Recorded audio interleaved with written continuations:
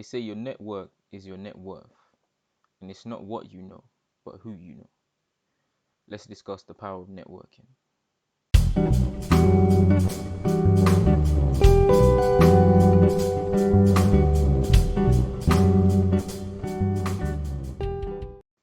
Welcome to the Game is the Game podcast, episode 7. It's been a little while. It's been about 2 weeks since I released the last episode. I got caught up, life happens, but I was supposed to stick to every Friday. But I'm going to change that now just to be ad hoc, as and when they come to me. Because some days I have a lot of things to say, and then other days, not so much. So as long as I release them, as soon as I get the thought, quickly record it, get it out there. So yeah, today's one is going to be about networking, but the last episode was about poverty. It was called Choosing Poverty. That was episode 6. Go and check that out if you haven't already. So networking is, I guess, is the people around you and the ability to share information, bounce off each other, share ideas, share different pathways, I guess, different routes, and even collaborate on different business plans and developments and stuff like that. But I think there's 2 ways into networking. There's one way I would say is organic, and another way is planned. One is not better than the other necessarily, but you can achieve different results from which angle you take. So for a few years, I was posting on Instagram, right? So my plan was just to basically just document the things that I'm learning, the things that I'm doing, just to have like a visual diary, just to put it out there, so I can document, see where I started, see where I am, and it will help me to plan where I'm going. And just by naturally doing that, just putting my energy out there into the universe, it attracted like-minded people. Like I never even had that idea, that plan, but just naturally, me putting my thoughts, my plans, what I'm working on, my investments, business ideas, people with the similar philosophy just started to gravitate towards me, and then a conversation would turn into like a small conversation would turn into weeks of discussion, and then before I knew it, I started up a group, and then that group led to, I think it was maybe 20 to 30 at the time, different people. Just I'm not really one for big groups, so eventually I cut it down, and then now there's just 7 of us. So yeah, that's just an example of just putting yourself out there, putting your thoughts, your ideas, your plans, and you'll just see that naturally just people with similar philosophy to you just gravitate towards you, and then you just naturally just build your network like that. Another way I think to do it is to target individuals, like have a plan. Like, let's say you're following people on social media, but you can whittle it down and follow specific people. So if you have a specific person in mind, or even a specific field or a specific skill, then you can just target people in that area, and then either make direct contact with them or just make yourself known in and around those circles. Put your thoughts out there, put your ideas, your input. If there's a post, add your own comments to it, and people will naturally see that, oh, you're someone of value, someone of note, someone with some knowledge. And just that way, and then if it's someone specific, you could send them a DM, target them directly, tell them exactly what you're looking for, but not in like a needy way. You can do it in the best way to give. I mean, it's always better to give than to receive. So as long as you're putting yourself out there, giving value, it will always come back to you. Like, what you give, you shall receive tenfold. Another thing you can do from that, and I guess it's planned as well, is build a mastermind group, which is what I did. But how I got there was an organic way. But you can have a planned way of doing it. Like, just say you want 5, 6, 7 people in, I don't know, whether it's property or investing or whatever it is, and then you gather people like you, ideally some people with more experience than you, because that knowledge and experience they can pass down to you, and the opportunities that they're in and around may trickle down to you too. Even if you don't have the skills at the moment, you might have something to give, something to offer. So maybe they got the funds, but you've got the time, or vice versa. Oh yeah, recently I was in Surrey, right? I believe that you should sometimes take some time out to just be by yourself, reflect, take stock of your life. So anyway, I went to Surrey just to do that for just two nights. I went to the But why I was in Surrey actually was partly because of the group, right? So because of that group that I had, a couple of the guys are from Surrey, and it's always been a topic of conversation because Surrey is an area with a lot of big houses, a lot of money. And it's like what Surrey attracts a certain caliber of person. So I thought, all right, they've talked about it enough. I've seen the pictures, but I need to go there myself and like see it and have my feet on the ground and actually, touch it rather than just looking on Google Images or whatever. So I went to Surrey. I booked into the Hilton for 2 nights. I think it was the oh yeah, yeah. So I booked in for the 2 nights and I went around just to see the different houses and how people are really living, and it's crazy, to be honest. I would suggest everybody to go, even if it's not Surrey that you want to live in, but just to go to the place that you want to be and see it with your own eyes, touch it, so you can actually really see yourself there, even if it's only temporarily. But yeah, anyway, so let me circle back. So I'm staying at the hotel. I think it's the second night now. No, sorry, it's the morning of the day I'm supposed to leave. So I decided to go to the gym, right? Maybe like 7, 8 o'clock. I get into the gym. Gym's empty apart from one guy. There's one guy in there. And as soon as I entered, he started talking to me. And I'm like, in my mind, I'm like, listen, I ain't got much time. Like, I need to just bang these weights, get out. But he's adamant that he wants to talk because I guess he was in there alone, so he sees me.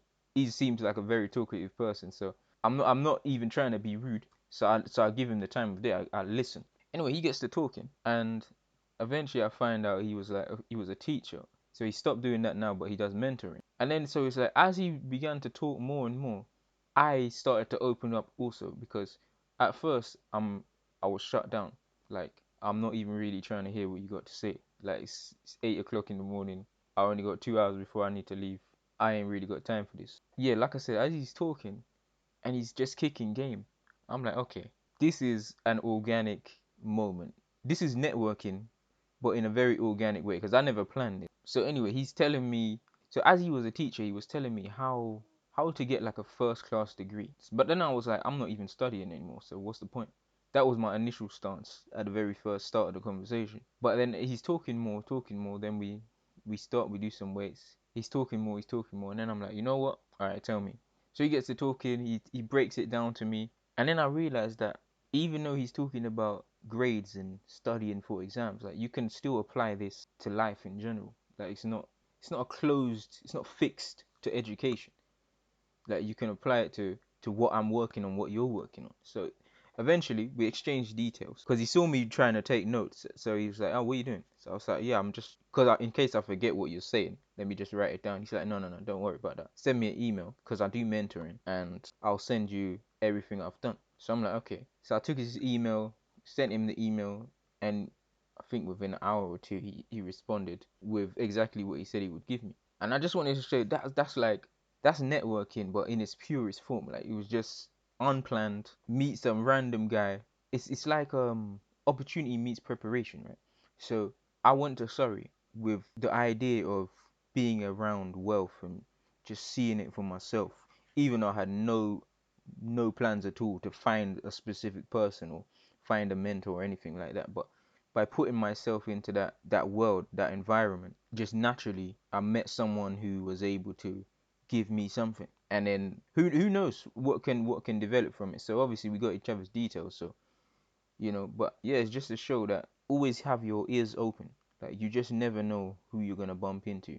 Don't be closed off, even though I was at the start of the conversation, but it's a good idea just to listen because you never know. You can always learn something from anyone. Like even somebody you may see as low in society can still give you a lesson. So yeah, I think that's just the power of putting yourself out there, the power of meeting new people, and it's almost like a shortcut, I guess.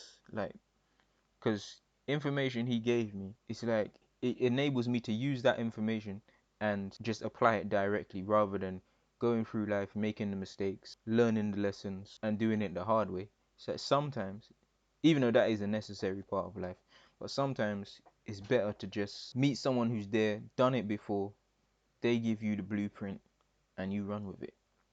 Also wanted to go into the downside of mentoring. I don't know if it's a downside actually, but it's just something to consider, right? So I know a guy, he's linked up with a couple, two or three wealthy people, right? Totally different fields, but he's discussing different things with them, right? But at the same time, he's not getting paid. So he's working with them or for them, however you want to see it, doing jobs, different odd jobs, and running errands and whatnot. But it's like there's no monetary reward, monetary payment, I guess. So he's receiving, I guess you could say he's receiving free mentorship in some way, but he's giving his time and he's not receiving anything back in terms of money. Today, at least, anyway. So I was thinking, how long do you do that for before it comes a problem? So it's like if you give. So I was thinking to myself, right? In those situations, as much as those people can offer, you need to have a plan. So it'd be like I'm gonna stick with this person for X amount of time, and these are the things that I need to get out of him or her, and then hopefully these are the connections or I can utilize through this person. And even though I'm not getting paid, eventually, due to the connections and the knowledge that this person can give me, that should enable me to move on to the next level. But I was thinking at the same time, the downside is if you keep giving freely to people that are, I guess, above you in the wealth game, that how long do they expect you to keep giving them stuff for free? Because in their mind they're gonna be thinking, well, there's a whole line of people that would happily do what you're doing to help me and just to be around me, and I don't need to pay them a penny. So why do I need to pay you? So it's just something to think about. What's next? Let's discuss Think and Grow Rich. Actually, yeah, Think and Grow Rich is probably my favorite book. Even though The Richest Man in Babylon, that was like the first one that I got into.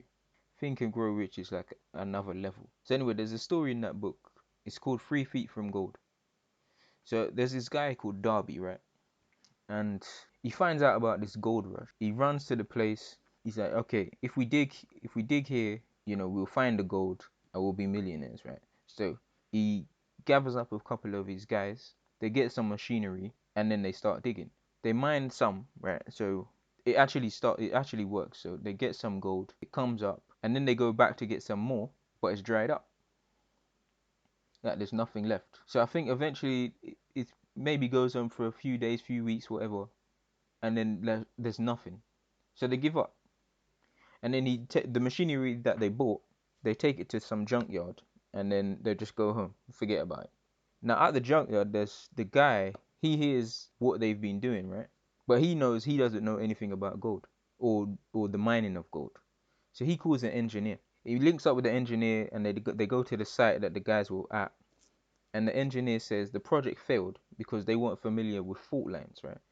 So he does a calculation and he shows that 3 feet from where they stopped, he believes that's where the gold was. So the junkyard man gets the machinery.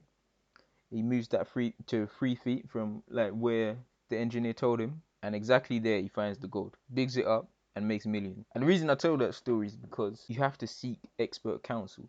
You have to understand what you don't know. Find people that do know, and then when you find those people that do know, you take their advice, and don't be a know-it-all, because you have to understand that they know and you don't. So you listen, take the advice, and then you put it to work. And that's exactly what that junkyard man did, and he paid rewards. And because the first guy, Darby, didn't take advice, he never knew anything about gold mining and stuff. He basically just got lucky, hit a lick the first time, but wasn't able to execute long term. And that's because he never sought advice. He never had the knowledge of the game. Always seek wisdom.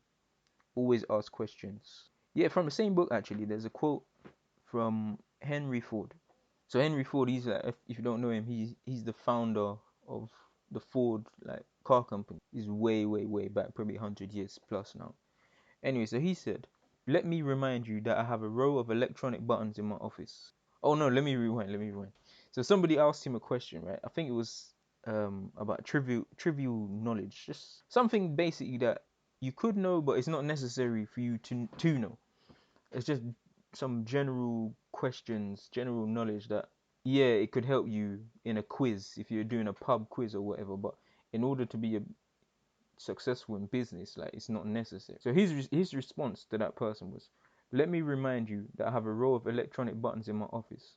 All I have to do is press one of them to call the person who can answer any question or any subject I wish to know relative to the business at hand. I take care of the business, they take care of the questions.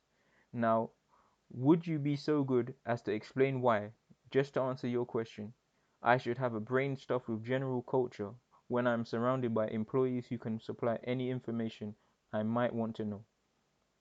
So that's right there is a guy who surrounds himself with people.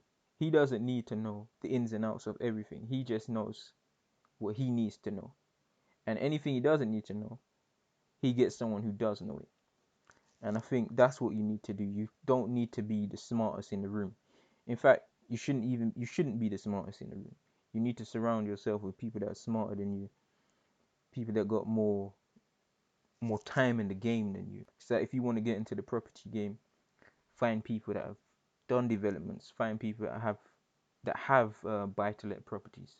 If you want to get into, investing in stocks, find someone with a solid portfolio. Find someone who's been trading for a good number of years and learn from them, soak it up, apply yourself to the game. Always remember, the game is the game.